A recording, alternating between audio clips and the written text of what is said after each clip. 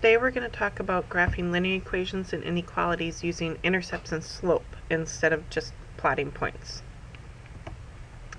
Intercepts are where the graph crosses the x-axis or the y-axis. Both intercepts are points, not just values. So the y-intercept is a point on the y-axis, not just a value. The intercept is where the graph the x-intercept is where the graph crosses the x-axis. On the x-axis, y equals 0. So to find the x-intercepts, you substitute y equals 0 and solve for x. And then when you write the x-intercept, you write whatever value found for x, comma 0 as an ordered pair. The y-intercept is where the graph crosses the y-axis. So x equals 0. Substitute x equals 0 and solve for y to find the y-intercept. Again, it's written as 0 and then whatever you found as a value. So 0 comma b. So let's find the intercepts and graph the line.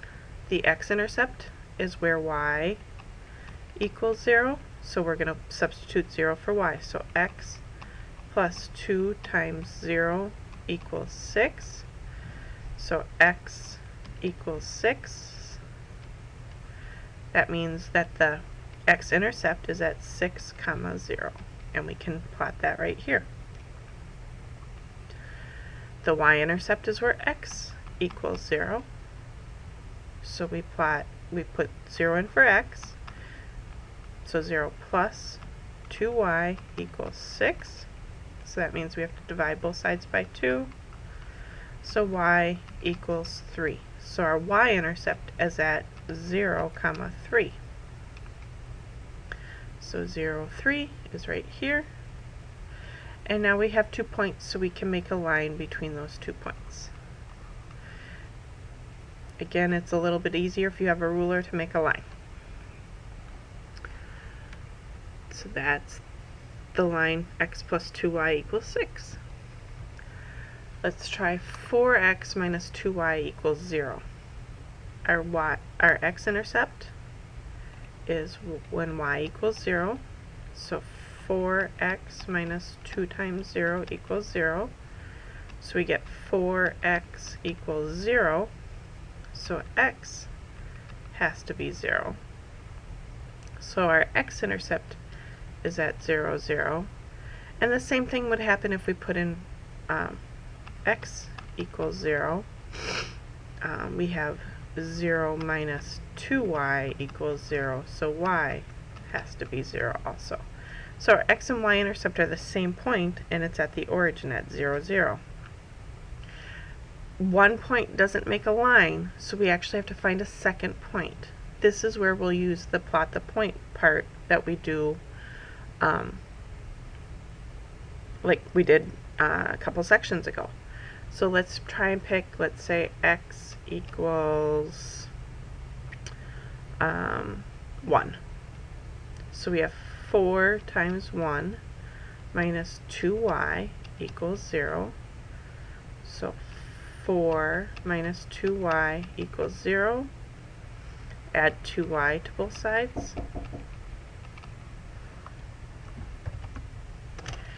So add 2y to both sides, and we have 4 equals 2y, so y equals 2. So our point is at 1 comma 2 because we put 1 in for x. So 1, 2, and now we can draw our line. So if the x and y-intercept is at 0, 0, we have to find another point. Graph the vertical or horizontal line. This x equals 5. If there's only one variable, it's going to be a vertical or horizontal line. So the x-intercept is when y equals 0, so our x-intercept is at 5 comma 0.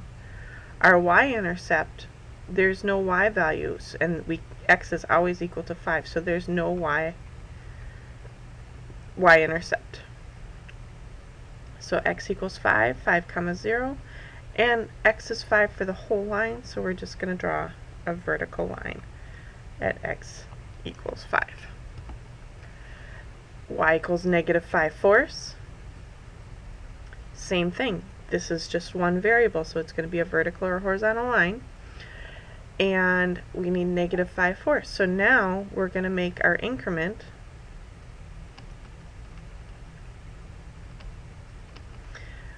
one-fourth. So we have negative 1/4, negative 2/4, negative 3/4, negative 4/4, negative 5/4. That's where y is equal to negative 5/4. And it's a horizontal line at y equals negative 5/4. Remember, you can make your increments worth anything. We did that back in module 1. So y equals 100. So let's make our increments 20. So 20, 40, 60, 80, 100. Y equals 100 is here. Any point on this line, y is 100 and x is any other value. So if we made it 20, this would be negative 100, comma 100. This would be 100, comma 100, so on and so forth. Slope-intercept form is one way to write an equation of a line. If a line is written in slope-intercept form, you can find some information very quickly. So slope-intercept form is y equals mx plus b. M is always the slope, and the y-intercept is 0, comma b. If a line is written in slope-intercept form, we can quickly graph it by plotting the y-intercept and then counting for the slope. Slope is the rate of change of any line. It's a linear relationship. That we'll talk about that when we talk about applications. Slope is written as m in equations, and the m comes from the French word for slope. When graphing, slope is rise, the y values, how much it goes up and down, over the run, the x values, how much it goes left and right. The numerator tells you how much it goes up or down, and the denominator tells you how much it goes left or right. A little note about negatives. The negative directions are down and left. So if it's if the slope is negative 4/5, we would either go, this one says to go down 4 and right 5. This one says to go up 4 and left 5. If there's a negative, you're only going negative once. This is a positive slope, 4/5, so this one tells us to go up 4 and right 5. And remember, negative divided by negative is positive, so this one tells us to go down. I'm having problems spelling today, I guess. Down 4 and left 5. So let's see how this works. So we have y equals y equals 3/2 x minus 2. Our slope is 3/2. And our y-intercept, remember we write it as a point, is 0, negative 2. So to graph our line, we want to graph 0, negative 2, so that's there. And then from that point, we're going to count up 3, because that's up 3, and right 2. But remember, this could also be negative 3 over negative 2. So that means we can count down 3 and left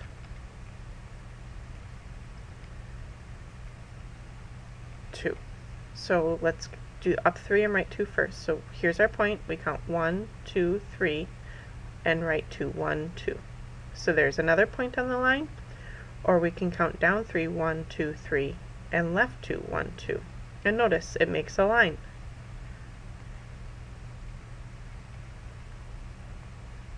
Let's erase that one.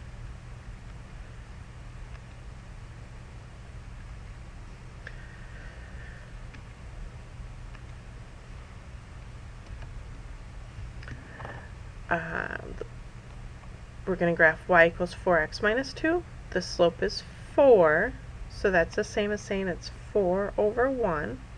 So we're going to go up 4 and right 1, or it's also the same as negative 4 over negative 1. So that would be down 4 and left 1.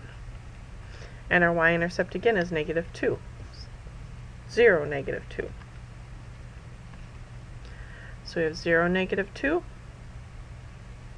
And then we count up 4 from 0, negative 2. 1, 2, 3, 4, and over 1. Or we can count down 4. 1, 2, 3, 4, and left 1. And again, we draw our line.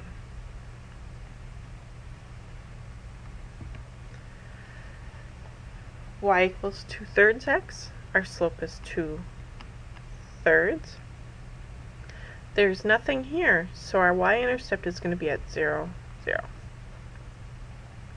So we have 0, 0, and then we can count up 2, 1, 2, and right 3, 1, 2, 3, or we can count down 2, 1, 2, and left 3, 1, 2, 3. And then our line would go like this. Let's look at what happens if it's a negative slope.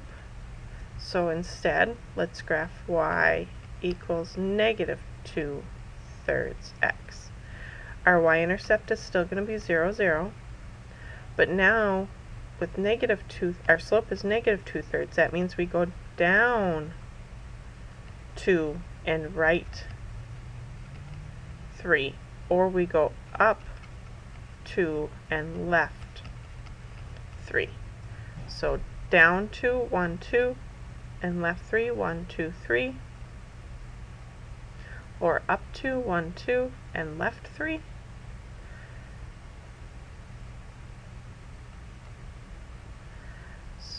So the green line is the negative slope, the blue line is the positive slope.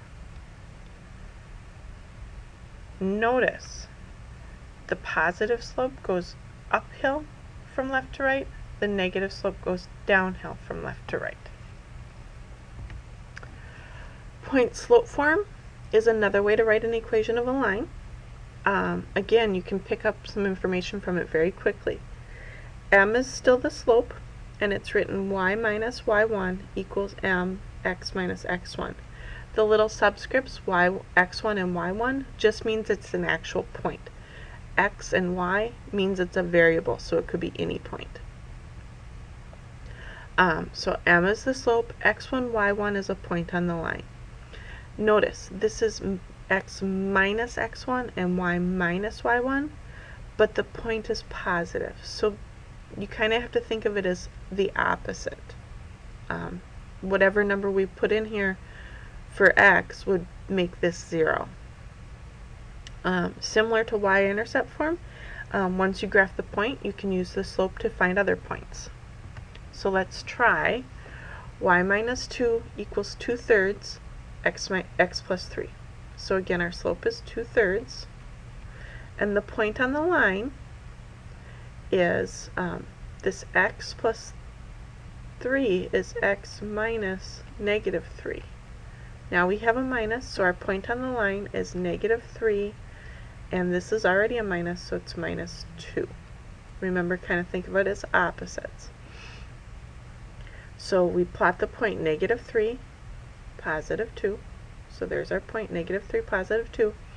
And just like when we had it on the y-intercept, now we can count the slope. So here we're going to go up 2 and right 3, and we can go down 2 and left 3. This form shows translations, is one of the things we'll talk about, and the point slope form actually is very similar to a lot of the other equations that we look at. So the line was moved from the origin over here. Graph the inequalities. Now remember, before we graphed,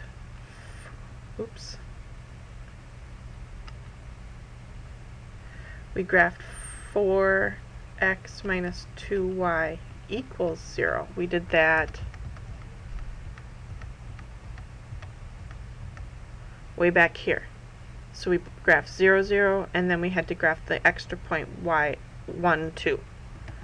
So let's do that again. Oops. So we graph the point 0, 0, and we graph the point 1, 2. And now this is a strict inequality, so it has to be a dotted line, because we're never going to equal that line. So when graphing inequalities, we graph what it's equal to and then determine if it's a dotted line or a solid line. And now, because it's an inequality, we have to shade, just like we would on a number line. So we want to pick a point. We can't pick 0, 0 because that's part of the line itself. So let's try 0 or 5 comma 0. So let's try the point 5 comma 0. That's this point right here, and we'll put it in for x, or we'll put this in for x and y. So we have 4 times 5 minus 2 times 0. Notice I picked something that I could at least get one of the variables to go away. It just makes your life a little bit easier. That's equal to 20 minus 0, so that's equal to 20. And then we ask ourselves, is 20 greater than 0? That is true. So here's our zeros, here's the point we just checked, so then we shade on that side of the line. Remember, we plotted the point y equals, or y, yeah, we plotted the line y equals negative 5/4. That was a horizontal line at negative 5/4, and we had our increment as 1/4. So we'll do that again. Our increment is 1/4, and our line is here at y equals 5/4. It's going to be a solid line because this time it's less than or equal to. Oops, solid line. So that's the line y equals 5/4. And now, because it's an inequality, we're going to shade. The numbers that are smaller than 5/4 are down here.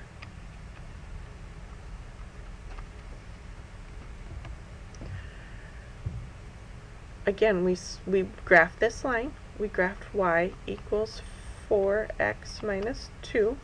That was when we had the y-intercept of negative 2. And we count up 4, 1, 2, 3, 4, and over 1. Or we counted down 4, 1, 2, 3, 4, and left 1. This is a strict inequality. There's no equals, so this time we're going to draw a dotted line. And now 0, 0 is not shaded, so let's check 0, 0. So we're going to put 0 in for y. And then we're asking if it's less than 4 times 0 minus 2. 4 times 0 minus 2 is negative 2. So is 0 less than negative 2? That's false. So here's 0, 0, and it's false. So we're going to shade on the other side of the line. If you picked one of these points, say we picked 5, 0, that would be true. So 0 is less than 4 times 5 minus 2.